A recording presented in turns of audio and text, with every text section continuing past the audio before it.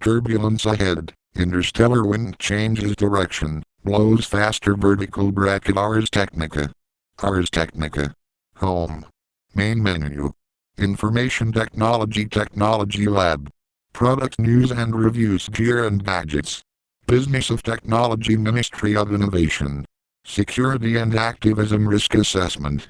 Civilization and Discontents Law and Disorder. The Apple Ecosystem Infinite Loop. Gaming and Entertainment Opposable Funds. Science and Exploration The Scientific Method.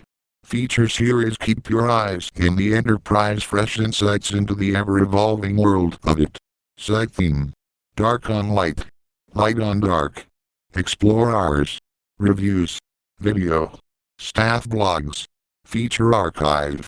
Staff directory. Contact us. Featured disciplines. Photography. Productivity. Cloud. Gadgets. Tablets.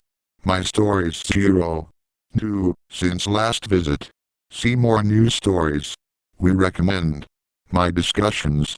Log in to track your discussions. Forums. Subscribe. Jobs. Log in. Search. Scientific method, science and exploration. Turbulence ahead. Interstellar wind changes direction, blows faster. Shift in interstellar wind reveals our changing galactic environment. By Matthew Francis, September 5, 2013, 6 p.m. UTC. Physical Sciences. Space. 29. Artist's conception of the sun's motion through the local interstellar cloud, LIC. The motion of gas in the cloud means that the motion of particles through the solar system has changed over the last 40 years, as observed by a number of different spacecraft. NASA/Goddard/Adler/ University of Chicago/ Wesleyan University. Interstellar space M- the region between stars in our galaxy M- is fairly empty. There are still enough atoms in that space to produce a measurable effect, as the sun orbits the galactic center. However, the flow of these atoms, known as the interstellar wind, provides a way to study interstellar gas, which moves independently of the sun's motion. A new analysis of 40 years of data showed that the interstellar wind has changed direction and speed over time, demonstrating that the environment surrounding the solar system changes measurably as well.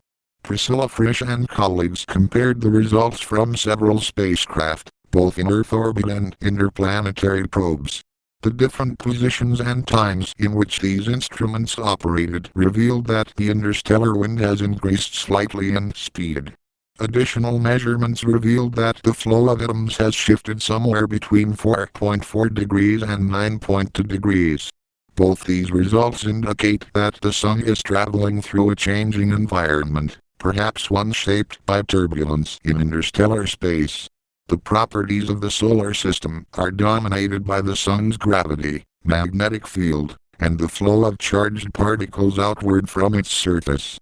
However, a small number of electrically neutral particles M- mostly light atoms M- pass through the solar system. These particles are part of the local interstellar cloud, LIC, a relatively hot region of space governed by its internal processes. Neutral helium is the most useful product of the interstellar wind flowing through the solar system. Helium is abundant, comprising roughly 25% of all interstellar atoms. In its electrically neutral form, helium is largely unaffected by magnetic fields, both from the sun and within the LIC. The present study also considered neutral oxygen and nitrogen atoms, which are far less abundant, but more massive and therefore less strongly jostled even than helium. When helium atoms flow through the solar system, their paths are curved by the sun's gravity depending on how quickly they are moving. Slower atoms are more strongly affected than faster ones, so the effect is a cone of particle trajectories. The axis of that focusing cone is the dominant direction of the interstellar wind, while the width of the cone indicates how much variation in particle speeds is present, a measure of the speed and turbulence in the LIC. The interstellar wind was first measured in the 1970s by missions such as the Mariner 10, which flew by Venus and Mercury, from the United States, and the Prognos 6 satellite from the Soviet